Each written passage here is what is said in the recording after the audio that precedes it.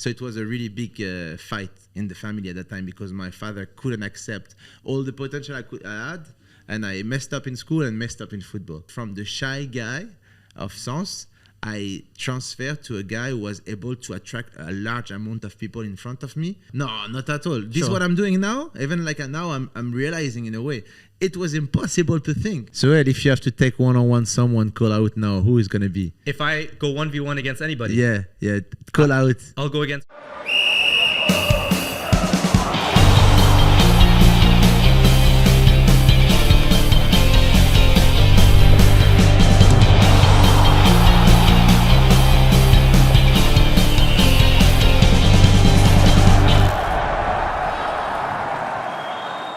Guys, welcome back to the So Close, So Far podcast, powered by the YFL.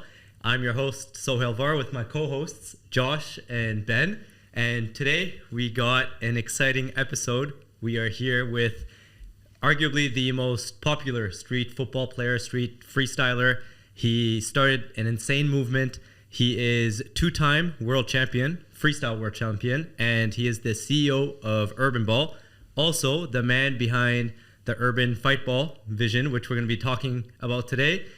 Séan Garnier, welcome to the podcast. Welcome. Thank you, everybody, to have me. It's super a pleasure to talk about all these subjects. The pleasure is all ours, trust me. Thank you. No, honestly, when we think football freestyle, I think your name is at the forefront of everyone's minds as well. You created, as Sohail mentioned, a whole movement, and we talked a little bit off air about the social media side of things as well, which we'll cover later on. But honestly, I think in my mind, you're by far and away like the most high-profile freestyle footballer. So thank you. So honestly, it's a pleasure having you on. I'm also excited to talk about the evolution of all that because a couple days ago we did some 1v1 for the Urban Fight Ball, and he's still got the skills, by the way. I don't doubt that for a second. You know, you don't lose it. The stamina as well.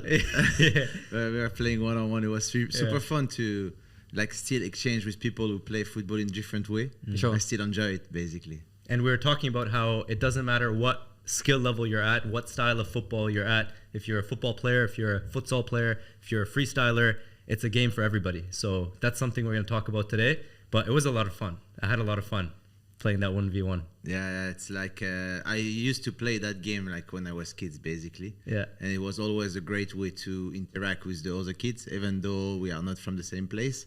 So I always use that kind of game to basically connect with people.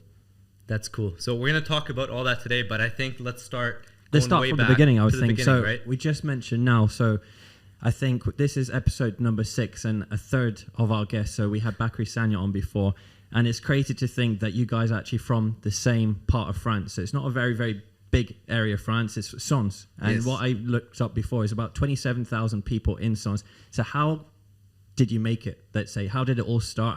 How did football influence your life? Let's say.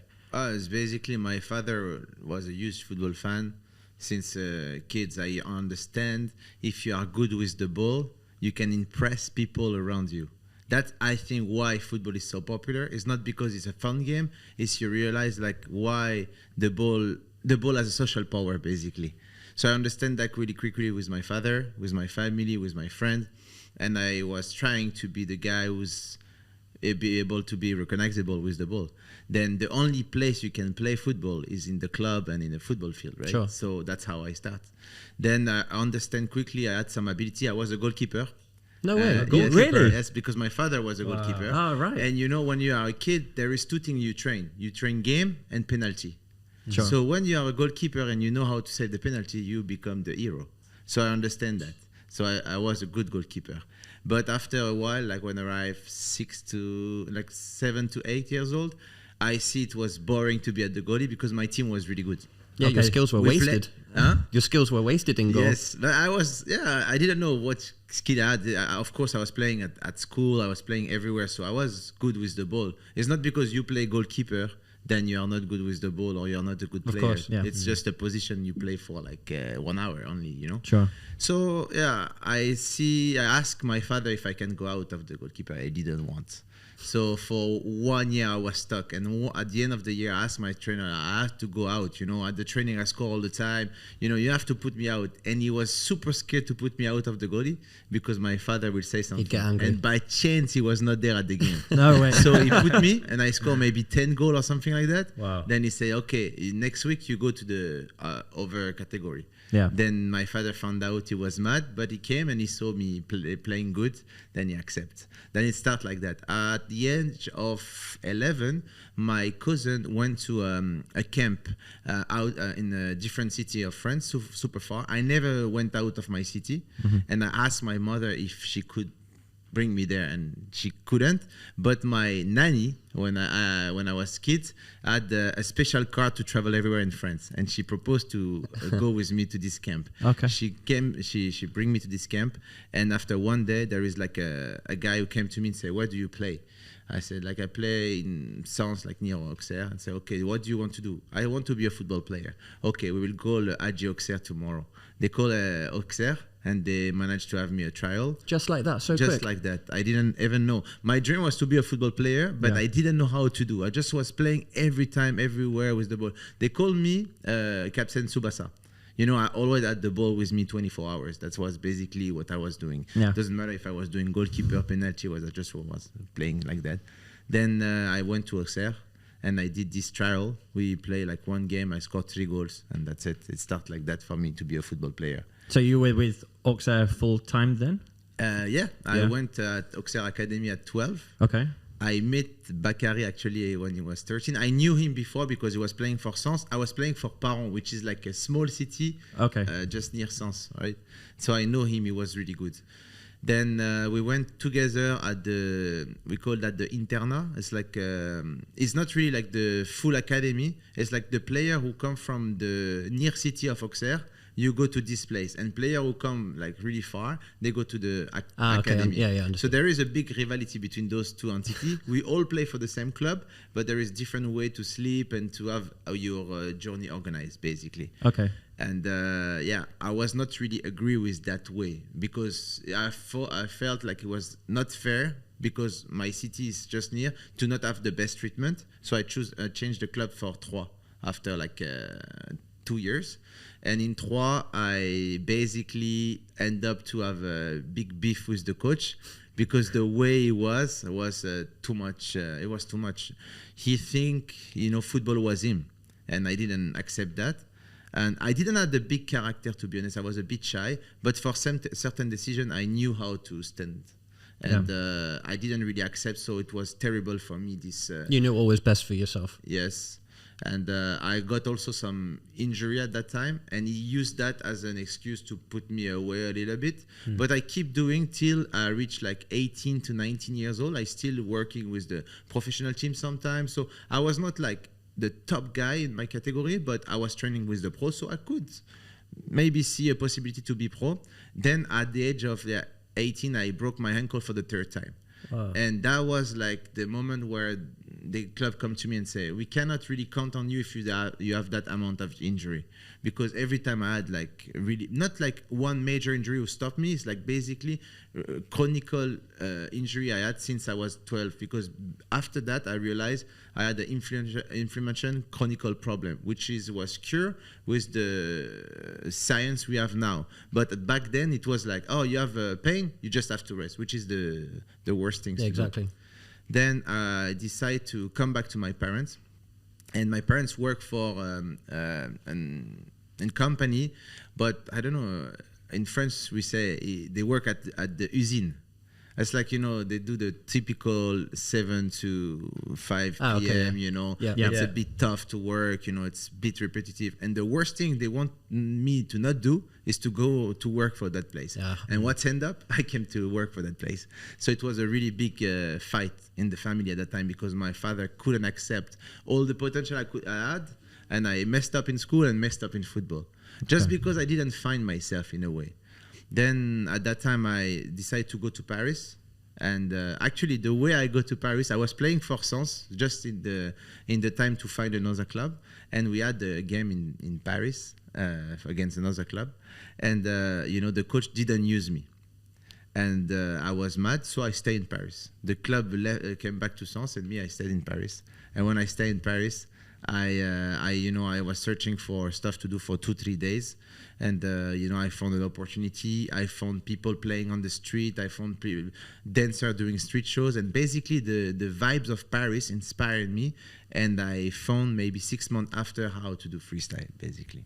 Because it's a very creative area of France, wouldn't you say? It's almost like the hub of the youth as well. You said your career your playing career kind of got cut short with injuries and your ankle injuries. How far do you think you could have got in the professional game had it not been for those injuries? No, I think your destiny is like that. Yeah. Because you cannot assume like, if I will not be... I think there is different elements who play that injury. First of all, I was super technical, so I always thought I had an advantage compared to other players. And also mentally, I was a bit more mature.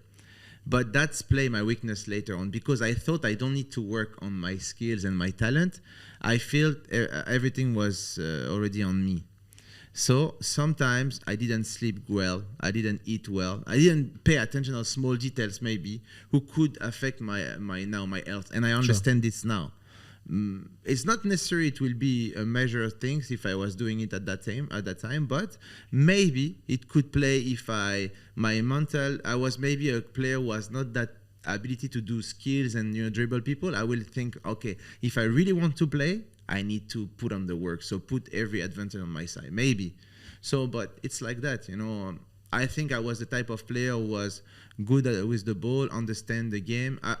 It's funny, but I was not the one who will dribble everybody. I was really I was really play, simple, and I was playing this style of football. But I knew how to dribble, but I never reused it because the coach I got in Troyes was against that.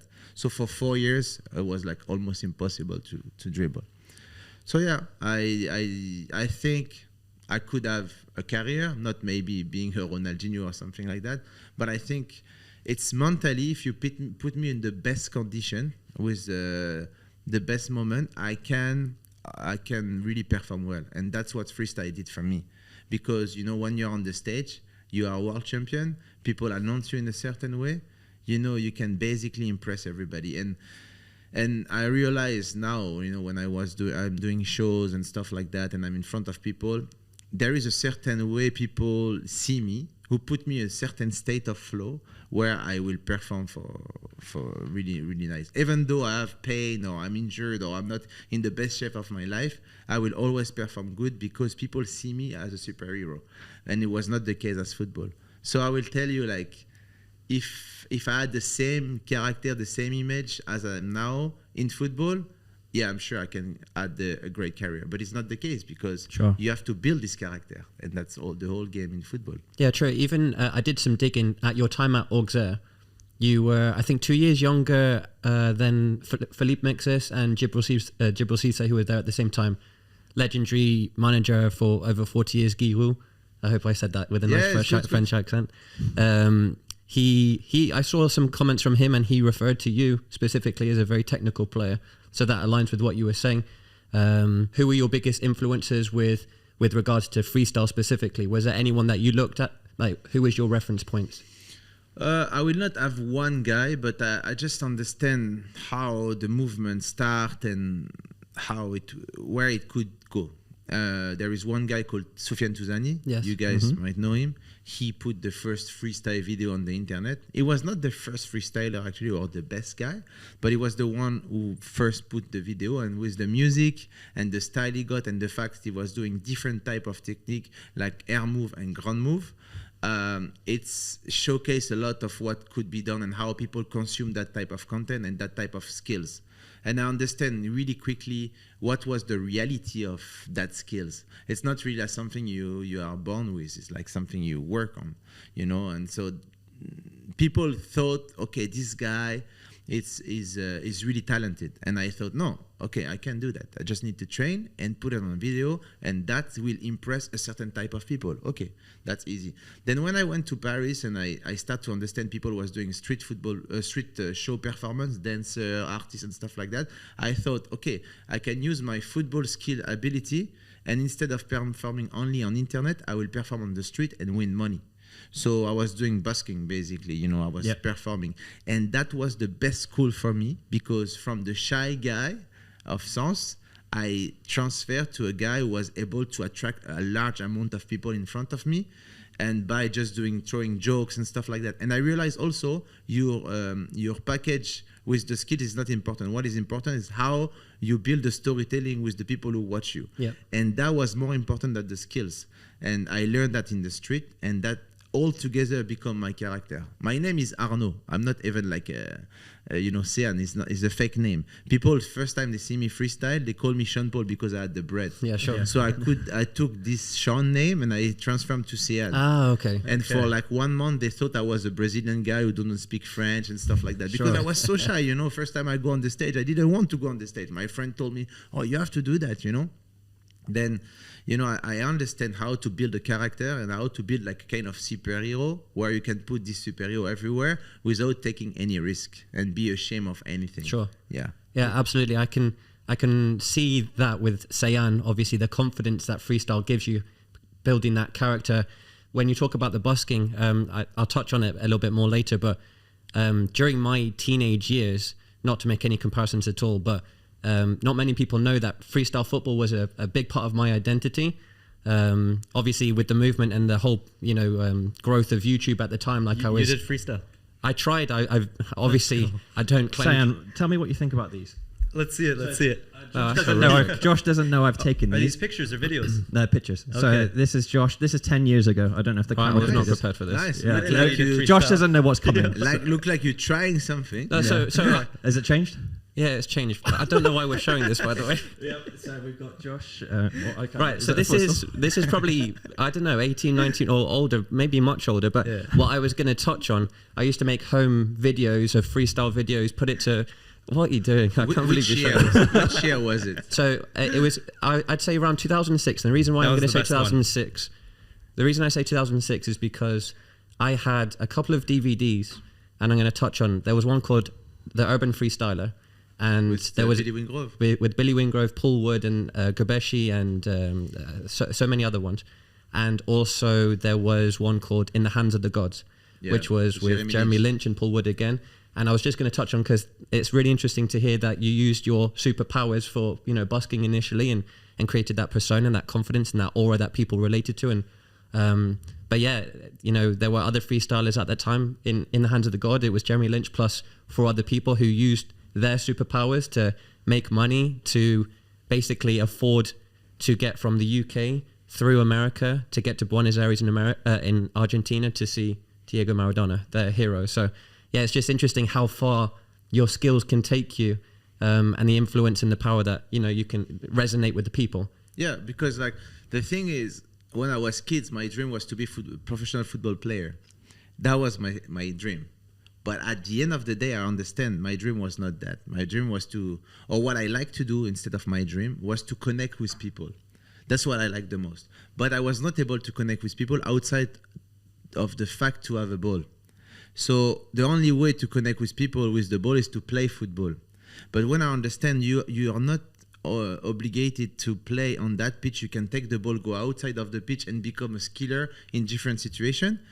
I can actually connect with people with the ball, but in different places. So in the street, in the stage and everything.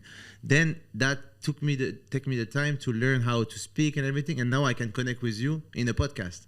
Right? Did you speak English at the time? No, not at all. This is what I'm doing now. Even like now, I'm realizing in a way it was impossible to think. I'm speaking in English for French people. It's something weird. You don't know that, but yes, super weird. We don't speak English in France. To be honest, we don't have this education. You go in France and you ask something, they will not even. That's exactly reply what Sanya said as well. Like how things like it was hot or it's cold, I think that they can only take you so far. So yeah, appreciate that. Yeah, we try. I really wish we can all speak French as the main language, but Yeah. you guys took on. So, but yeah, and now what I realize is like what I want is to connect with people, and the tool I was using is the ball. And I just come back to the story where I was playing in front of my father in the house, and I was impressing all my family with my trick without knowing it was not football. It was actually doing a skills with an object, and that was my first way to express. So now, maybe 20 years after, I use the same way to express in a different environment, and that's what's creating the same effect I like to have when I was a kid. Sure. What really impresses me is that obviously you've had that development with the ball and the skills and the technical side of things, but you also spent a lot of energy on developing yourself as a person to be able to get your name out there, to get noticed as well. So what impact has social media had on, your growth throughout the journey? Okay, so to make a bit historical, is a bit long, but it's important to understand the process. From 2006 to 2008, I learned to build that character. So 2006 was the era of like freestyle, start from the your garden to the video and stuff like that. So I learned all my thing on the street. Then Red Bull came, in France. They opened like an office, and they offered me to represent France in Brazil for the World Championship. I've been in the freestyle community for like 2-3 years, and my name started to raise in a way. So it was perfect. I arrived in Brazil. And in Brazil, there were like 44 players from different countries, and we had to like make a battle. So it's 3 minutes, 2 players, 1 ball. Every 30 seconds, we have to pass the ball. You have 30 seconds to make the tricks, and you pass the ball back. But if you see where we perform, it was on the stage with a DJ and a judge. This is the configuration of a Red Bull BC1, which is a dance competition. But the other freestyler, they were football skiller. So in their mind, they still in the football court, in the football field, and doing like some football tricks. But it's a totally different game. We are playing on the stage. There is people watching you. There is a music. It's a performance. Yes. So you have to integrate that. But because I was playing on the street 24 hours, I knew how to do that. So that's why I won that World Championship. And all the following competition, like in street football or in freestyle, I was always in the one who will win. I won 2 times the World Championship, 3 times the French Championship. Street football, the same. I was winning a lot of competition. But I thought the sport was too niche.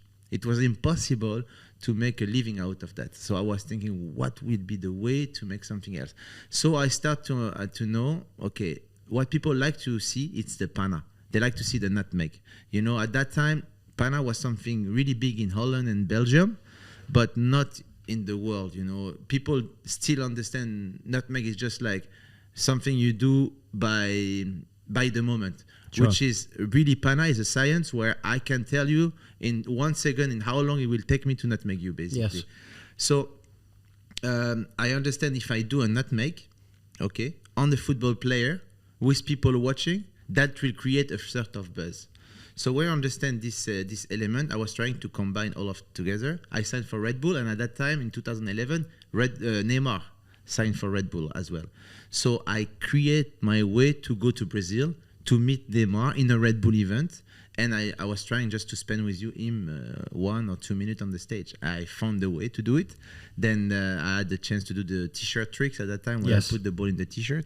Then Neymar searched the ball everywhere. And my key thing is I bring a filmmaker with me at that time, which is super expensive, like one plane ticket in Brazil in 2011, bro. I broke my whole that's not cheap. Yes. And I filmed this moment, and I sent this video to every media in France. Then for like 2 or 3 years, I start to have a lot of media coverage. But after a while, I understand the YouTube game, because I didn't, those media coverage offer me other show, other opportunity, because I was the guy who not make Neymar, who did all of these things. So I was continue to play against football player. But I understand also there is another game on the side, like being a social influencer, right? Or content creator, I will say. And when I start to know some of the guy like that, one guy was from England. His name was STR Skill School. I don't know if you know. STR Skill School, yes. So he was the first one who like really introduced me the YouTube game, right? but when he told me about that, I understand my YouTube channel, which was I created in 2006, was already in this way. I already did all the playlists. I was already doing that without putting like the monetization and the mind of a YouTuber. So I just like redirect my CTA or redirect my editing skill in a certain way just to become more influencer. And I was one of the first to do that. So all my platform boomed, you know, because I knew if I was doing nutmeg in front of people and I create a certain excitement around that, it will be a buzz every video. That's what I do. Yeah, I'm sure, Sal, you can relate to that, obviously, with the YouTube side of things. Yeah, I was going to say that's probably what did the big transition for you, because you have those special moments. And then now you're getting it up on YouTube, you're getting it up on Instagram for everybody to see. So 100%, like once you start tapping into social media, and it's crazy how fast things change in the last couple of years. Now you have TikTok coming up, and it basically is like who can get up the most content most frequently and who can do it in the highest quality way. And then also that's where interesting things come into play, where it's not just the pandas, it's not just the freestyle, but you have to evolve the type of content you do. And that's why the next evolution of things is the urban fight ball. Yeah, so basically at the beginning I was doing like Séan versus. I was playing against this country, so in Brazil, Séan versus Brazil. So it was easy on SEO to people to search football, Brazil, street football, to type of my video. But I realized if I was doing like a good country, many views. Like less attractive name country, less views. So I was starting to touching around different type of subjects, doing like tutorial, doing like vlogs. I did basically every serious things possible.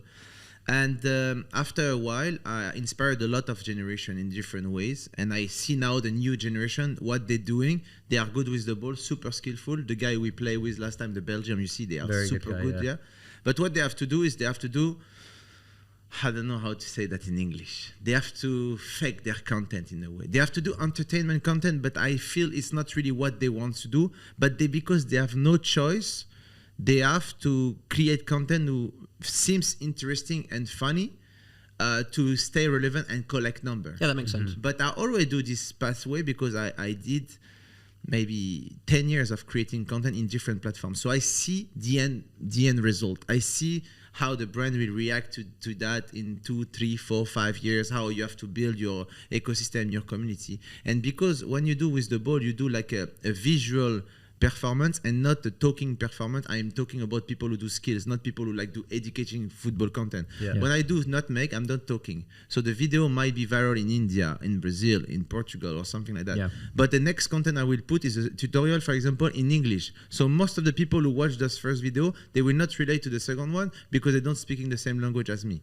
So it's a big problem when you do visual things. You need to be extra viral like Kaby Lane. You do visual things, but because it's extra viral, it becomes something else. So I thought there is not really a future to do like nutmeg or entertaining video. You need to build like a audience, and you need to build something. And I don't want to come back to in a normal way to play football, just to kind of monetize my work, because I think I'm more credible as everything I built, the whole empire I did, So I was thinking I need to build a format where any talent who will be good with the ball, and if he create content in that format, it can lead to a good opportunity. So I start to create like the UFC of football called Urban Ball Fight. So basically I put together all the best part of football. What you like to see? You like to see goals. You like to see dribble. You like to see nutmeg. You like to see trash talk. You like to see rivalry. You like to see stamina.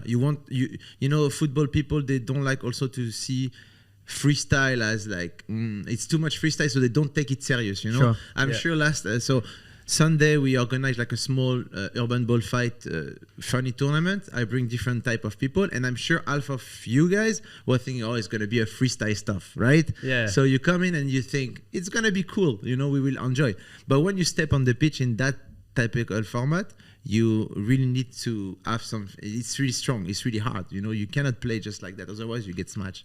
So it's basically one goalkeeper and 2 players facing each other, and it's 3 minutes rounds, so depend of if we do qualification like we did with multiple players, or if you do only one game, me versus you, it's 5 rounds of 3 minutes. And to score points, you need to score goals. There is goal with 1 point. There is goal with 2 points. When you score a goal, you get the ball back. So the defender needs to take the ball from you if you really want to showcase. You know, so it's push the guys to really press. You know, and there is like 5 official skills. So nutmeg, sombrero. How you say in English when you put the ball one way and you take it to the other side? Elastico. No, you know, like I put the ball on your left side and I run on the right side. Oh, I don't know the name for that. Just getting the ball around the guy. We don't really have a name for that. In French, we say grand pont. So Okay. petit pont is the nutmeg, grand pont is the... Around the whole player. Yes. I see. And so there is another skill called searching for the ball. So if you lose the contact with the ball with your eyes in a certain way, you concede 1 point. Okay. And How is that judged? How is that measured? so in the official form, it will be judge. Okay. Or will be football player, influencer, or like maybe official judge, and they will have like a flag. So every time they see one of those skills, they raise the flag. Okay, If understood. 2 judge out of 3 do it, the point is accepted. Sure. So and the last one is ankle breaker. So if I put you on the floor, basically, Nice. all these skills is 1 point. Then if you do one of those skills and you score a goal right after, it's a KO.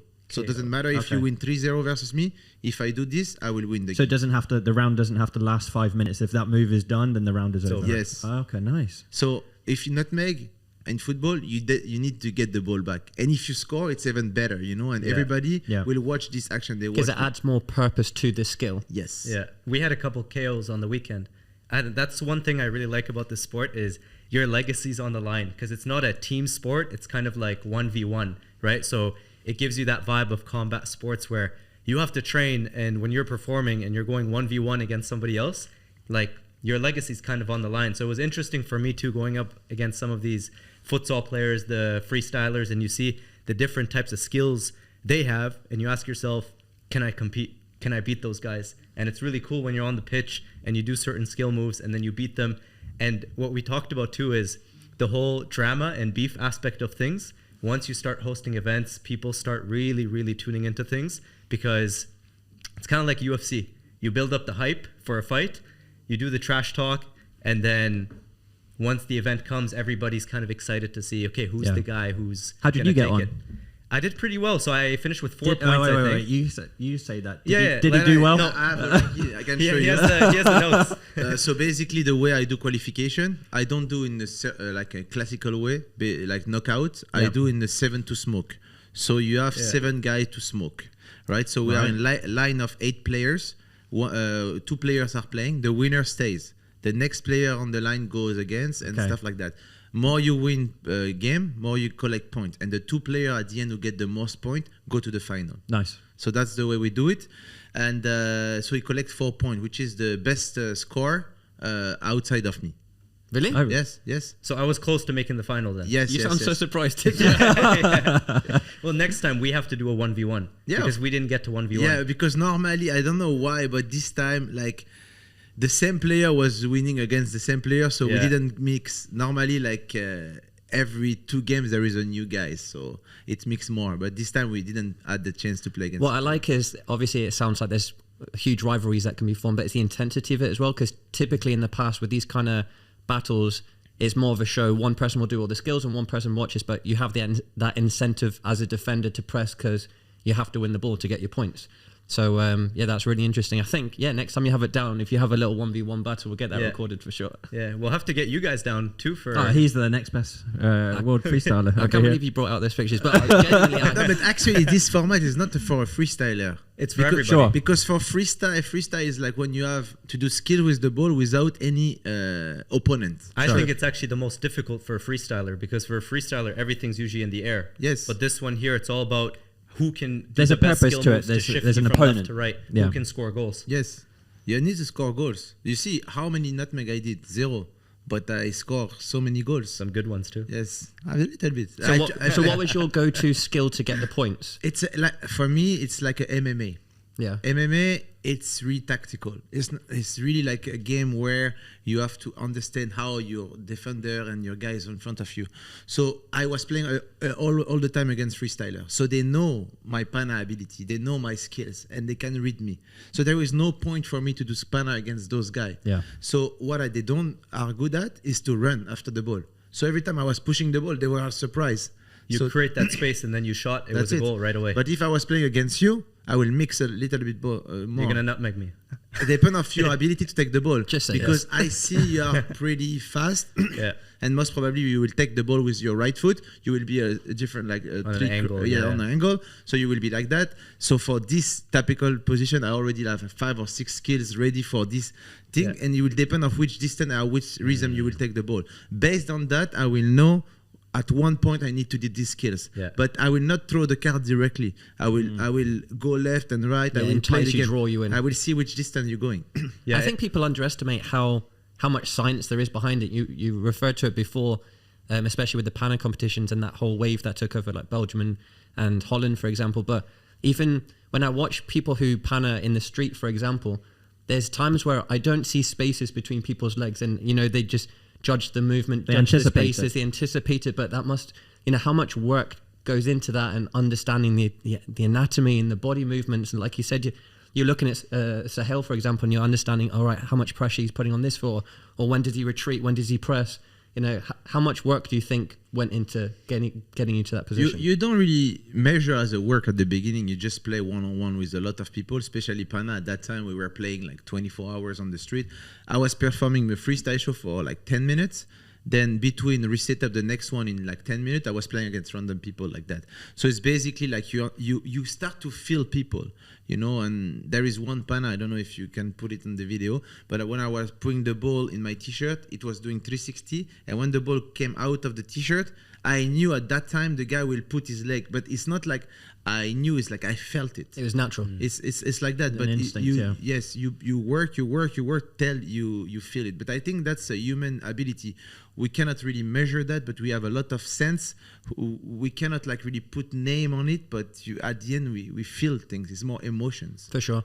Even touching on obviously social media and YouTube, but one specific viral video I wanted to talk about is when you dressed up as Abuelo Memo for the collaboration with Coppel, Mexican company, 150 million plus views.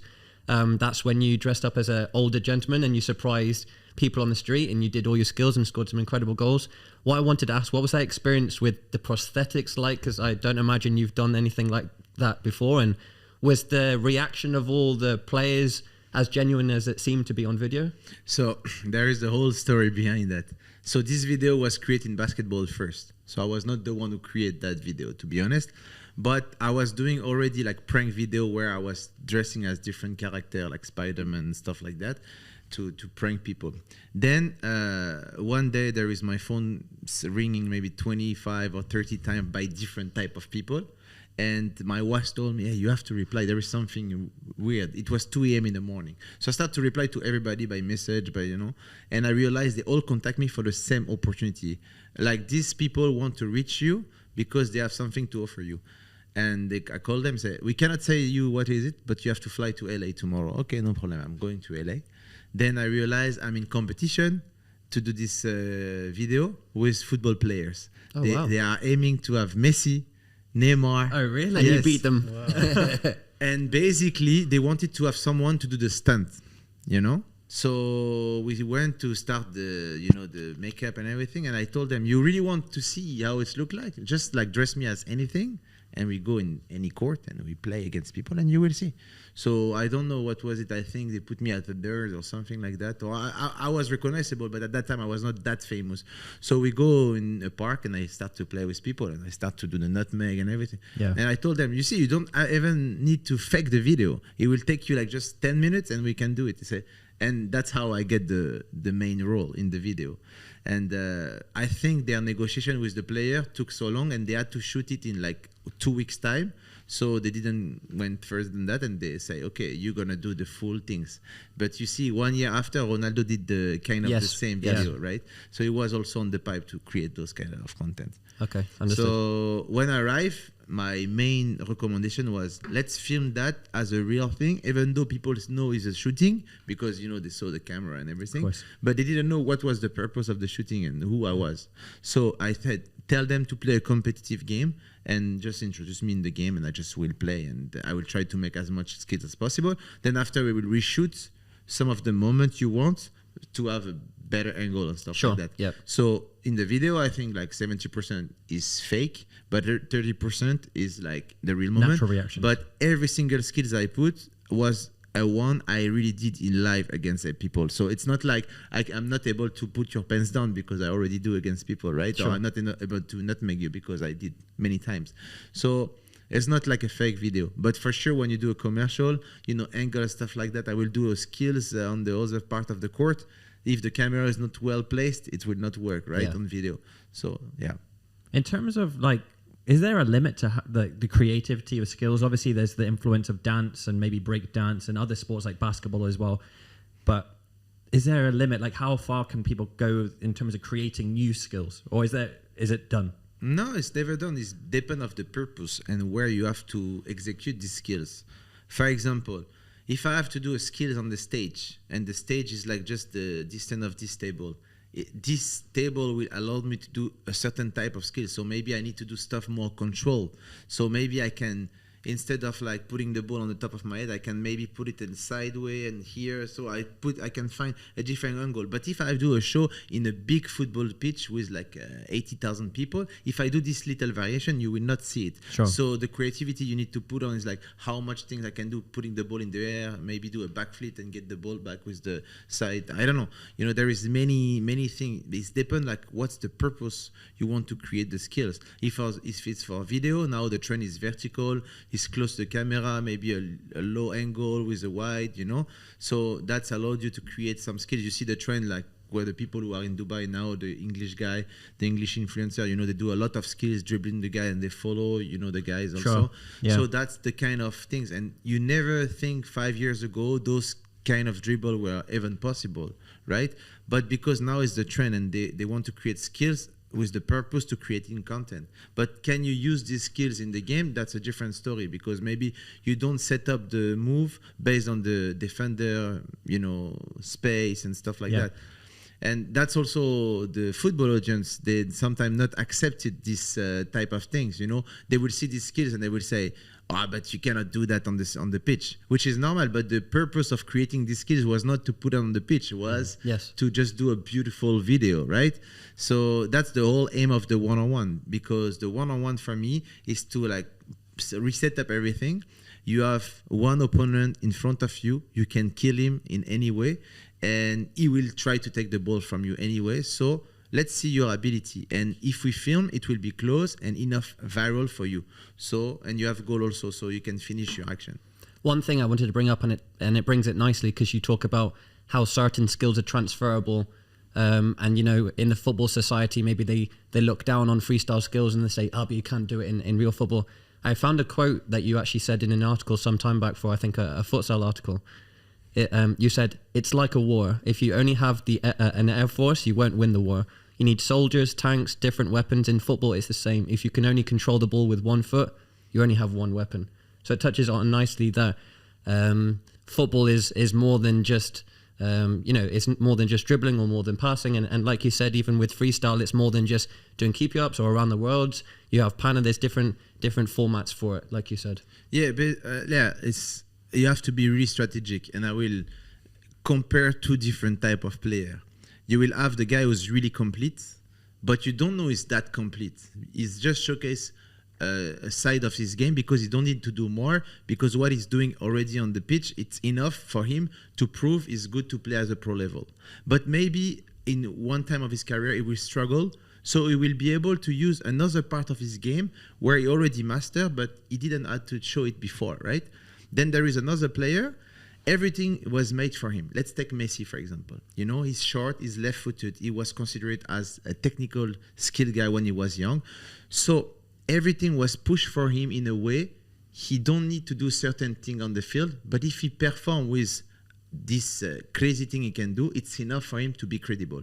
So he's inverse. He was not trying to be so complete. He was trying to master certain moment at 200% to be able to pull off at the right moment. But what he do? He don't defend. Why? Because he want to keep the stamina. He want to keep the flair and everything. So when he receives the ball, he master 200% what he's doing. So, but the guy who will take the ball from him is already tired because he was running like 24 hours. So that's a different way. But what he was clever at is like he understand I can do that because the club see me as this type of player, maybe like the GOAT, so I can maybe put this card. But maybe the same type of player in a different environment will not be able to do it because the club don't consider itself, as someone like that. Yeah. I'd be interested in knowing who you think are the most skillful players in the professional game right now. What's the purpose? For what? Let's go flair right now in terms of actual skill, trying to beat a man 1v1. Okay. Neymar. Yeah, I would say Neymar is. How high up your list? I'm a Newcastle United fan, so how high up your list is Alain Saint-Maximin? Oh, I like it. I think it's just. It's just at the end of the day, it's the purpose of it. He can do all the tricks on the side, but is there an end product? What's the purpose of it? Yes, but I would say Saint-Maximin, I definitely try to have him to play with me or like one of these one-on-one. He's on my target list for sure. Oh, really? Yes, because at the end of the day, I want to sign some of the player. Really, I want to pay them, make a contract for them to fight against another player. Let's say, imagine you have Adel Tarab versus Atem Ben Arfa. That's another one of my heroes, yeah. That will be a crazy game. Like, tell me what will be your favorite game in one-on-one. Honestly, you've just named them. So if it is Alain Saint-Maximin and versus Hatem Ben Arfa as a Newcastle fan, if you bring them out here, we'll pay whatever it costs. Really? Listen. We're a huge fan, but also we'll get him to pay. Adel Tarabt is people underestimate him. He went under the radar, but what he did for QPR at the time, he did some phenomenal things. Yeah, it's crazy. I was going to say it kind of relates to your question actually, but just touching on FIFA, the game FIFA 23 now. Where I was going to ask a question. Let's say all of the skill ratings of all time were readjusted, right? And only one person in all time could be given a 5-star skill rating. Maradona. Okay. Maradona or Zidane? Maradona or Zidane. Yeah. What about Ronaldinho?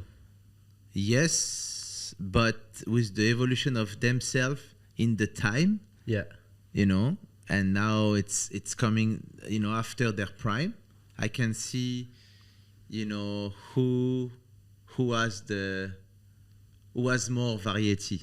And I would say Maradona is beyond. You think he's the top? He's the guy. Yes. That's so funny because one of my final questions that I want to put to you was because sorry. Yeah, go for it. I asked Ronaldinho to do a flip flap in a recent game. I play with him, and it took him like a couple of tries. Really? Yes. Like the elastico, the right left. Yes. Wow. You see? Because I've seen him do it in games. You see his highlights, and it's so smooth. You seem like every time he does it, it pulls it off. But like you said, in reality, if he does it, and if he's asked to do it, and it's not natural to him, exactly. It takes 2 or 3. You need to be in a certain flow state to do it. He's really an artist guy who's like wants to play when he wants to play. And well, I might know the answer to this already, but I can't believe it fell so nicely. So, in their primes, would you rather play futsal with Pele, have a pana battle with Zidane, or a freestyle show with Maradona? Okay, freestyle show. I already did it with Maradona. You did? Really? Yes. Yeah. I did, like, not really a show, but I had the chance to meet him. It was like a Pele and Maradona in France for Hublot before the 2016 Euro Cup. And same, I found my way to go in this event in a way, just to offer a performance. I did like some pana against the kid. Every time I was not making someone, I get $1,000 for the charity. So I attract the players to watch that in a way, take the mic. Then I start to do a freestyle show. And Maradona came at this moment, watch it, and I pass him the ball. And he passed me back. I passed him the ball, he passed me back. Then I did something cool. And that's an incredible moment. And yeah, it was like, for me, one of my best moments in the life. And what I did, I signed this ball by Pele and Maradona. And yeah. Wow, and you still have that? I still have the ball, but I sold the NFT for an auction. Ah, okay, nice. Yes. Because the guy said, "Oh, you can keep the ball." I said, "Okay, fair enough." Yes. So sorry, you said $1,000 per pana? Yes. You should have done it against Ben. You'd be a millionaire. Yeah, true. 6'2", my legs are really long. I can't coordinate with them. But yeah, I would say I would love to play. What was the first thing? Futsal game with Pele. Pele, yes. Yes, futsal game. But I want to do one-on-one with all those players. I want to do urban ball fight against all of them at their prime. That's what I want. Because futsal, yeah, it's cool. I like it, but it will depend of other players. It will depend of many things. Then freestyle, yeah, it's cool. It's a show, but still, it will impress for 1 or 2 minutes, but people will not relate too much to it. And what was the other one? The Pana Battle. Pana Battle, I will win for sure, Zidane. So it's not fair. I need to give him a chance. So he needs to have the goal. Yeah. If there is the goal, maybe he will beat me. I think it's possible. So it's. Have you done that before? Because I think you've got some business relations with Zidane, or you have done in the past. Yeah, no? I did some games. I found also the way to play against him. And he was the one. I didn't nutmeg Zidane because he was out of respect, or because he was closing his leg every time I arrived. He's just hopping around. He was doing like that, so there is no way for me to nutmeg him. But back then, I was really like into the nutmeg, or I wanted to clash every footballer because I understand if I was not doing this kind of attitude, I will be nobody. And what we say at the beginning, like, oh, you are the most known freestyler, is not I want to be this guy. I don't care about being famous. It's just to be credible. Now I'm 38 years old. So it took me like 15 years, or like, let's say, almost 15 years to be at that level of recognition. And it's just because of marketing. And the only way to do it is sometimes to go beyond the limit, which is like, you have to take your opportunities, like you said, try and get to Maradona, try and get to Pele, and these kind of things as well. That's amazing. Here's a fun question. You against Neymar, 1v1, urban fight ball. Who wins? Now? Me. But if he trained for 2 months, he will beat me. You think? Yes. If he trained for this sport 2 months, he will beat me. Because after 3 minutes, he will be tired. You see how tired is this game? Yeah. Good. It gets your cardio going. Yes, and even if you play and you are really fit, you train every day, but still you felt the game, right? I can go on for 10 rounds, 3 minutes, no problem, So I think a player, when he feels to be tired, he will take it as okay, it's a joke. Then he will go down, because he don't take this game seriously. But if we pay him and we say you have to beat this guy, and he trained for 2 months. True. He can beat me, for sure. Any football player can beat me. And the cool thing is, like you said, if you lose focus for 1 second in that game, you do a quick move to the right, shoot, it's a goal. It's a goal, it's done. And the other guy get the ball back. So you have to defend, and your mind start, should I take it or should I wait? Yeah. And the time is running. So there's all this factor I put, like the pressure on the psychology side, just to have the guys to do a reaction. Then you can anticipate this reaction, then do the moves. Ben, you against Josh, 1v1. It's not even a question. No, Josh wins all day long. Did you see those pictures? We should put those pictures. Is that an easy match, you think? Easy match for Josh, yeah. Football-wise, I mean... No, in that format, I agree with him, and I'm glad he said it. I appreciate that. But, I mean, we grew up playing football. It's important to know we haven't played football at any good level. I mean, our opportunities in Dubai growing up here were very limited.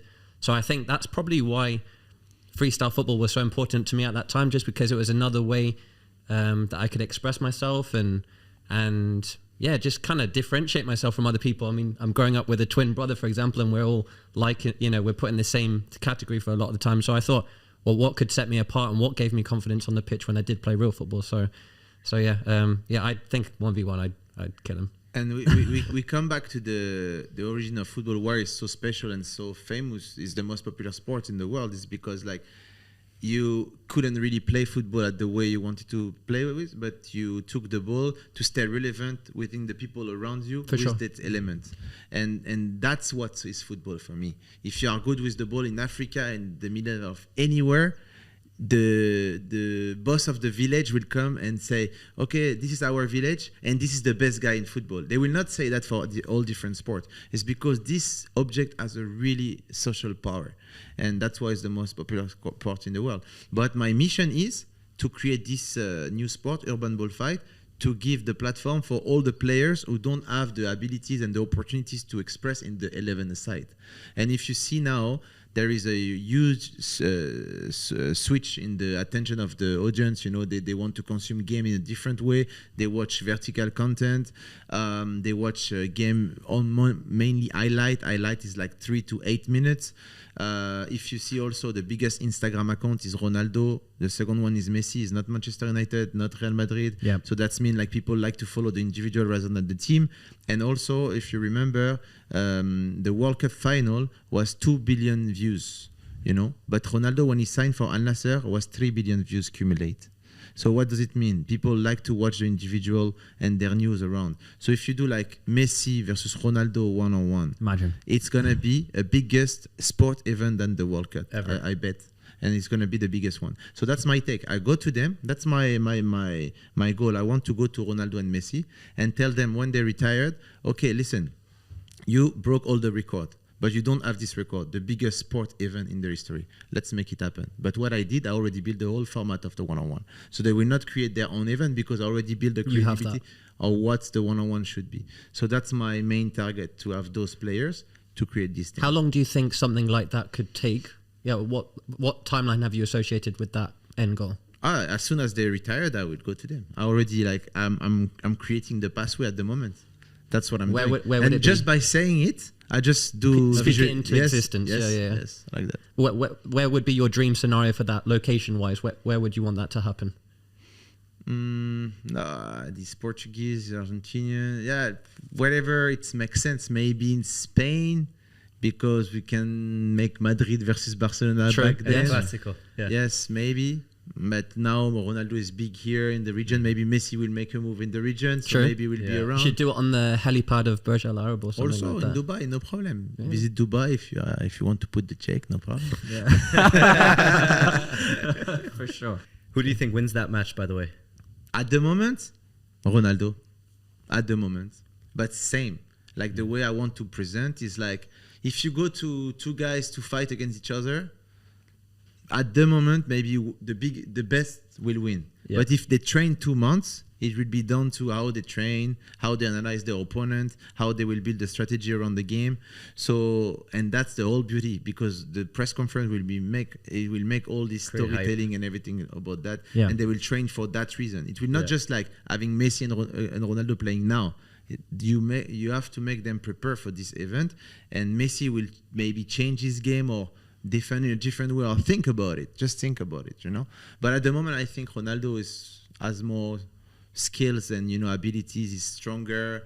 He can do like short dribble, but also I think he has the body more ready for playing against Messi. Sure. But we never know.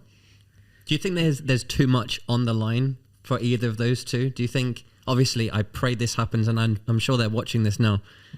So I'm glad you spoke into existence. But do you think it's too big for them? Do you think if they lose, that's it, and it's a pride thing, or what do you think?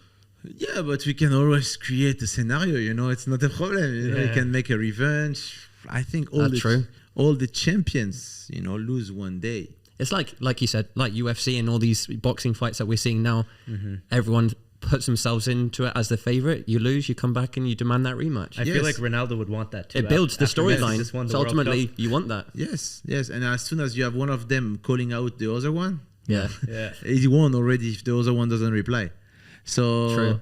So I think, Messi already won the World Cup. He won everything. Yeah. But you see, he's still playing now. He should have stopped his career, Now he will play for PSG. Maybe he will lose the Champions League. So people will start to talk, Messi is not defending a lot. He should change the club. So which club? It will be always That's a an great ongoing discussion. So I don't think you lose anything. Only Zidane did almost the perfect career, I think. Yeah. Almost, but other than that, Muhammad Ali lose a fight. Exactly. But still Muhammad Ali. We don't even think about it when we talk about That's a him. great point. I think a great way to end this podcast is just to highlight the accessibility behind the urban fightball, that everybody can get involved, no matter what skill level you're at, what financial situation you're at. And I know, Séan, we talked about you're going to be doing events locally in Dubai, all over the world. For anybody watching, listening, who wants to come out to an event, how would that work? So just follow on my Instagram or TikTok, Séan Freestyle or Urban Ball. I don't know how to spell it in English, like urban ball. Did I say it right? Yeah. Okay. So those 2 pages will be the main one. We'll try to create as much friendly tournament just for people to play the format. But my main goal in 1 year time is to build this app where you guys will be able to play without any tournament, but you play together with the same format. You film on the app, and the app will rank you automatically. Oh, amazing. So that's the way, because I want to decentralize football. When I go to Nigeria and I go on the bridge, I see 50 players training. And I ask them, like, what are you training for? I say, I want to be a professional football player. But there is no way this guy will be a professional. You know, there is no club, there is no infrastructure, there is no agent. No pathway, yeah. You know, but by playing the one-on-one, just need to film. And, you know, if you do a crazy dribble and you put someone on the floor and you put your name and your brand out of it, that's really easy to be recognizable. And maybe that can influence some agent to take some one-on-one player into a football game, you know, and try them, you know. Yeah, Sure. Like that. Yeah, make sure you guys check out Séan Garnier. Make sure you check out Urban Ball and go out to the events, because I went out to the first practice one. I had a lot of fun. I enjoyed it. And hey, if you build up the skill, one day maybe you'll 1v1 against the man himself. So drop a like on this podcast if you enjoyed it. You can listen in on Apple, Spotify, watch us on YouTube. Let us know who you want to see next. Thank you for joining in. Séan, thanks for coming Thank on. you very Thanks for much. coming on. Thank you. So, Ed, if you have to take one-on-one someone, call out now. Who is going to be? If I go 1v1 against anybody, Yeah. Call out. I'll go against Radea.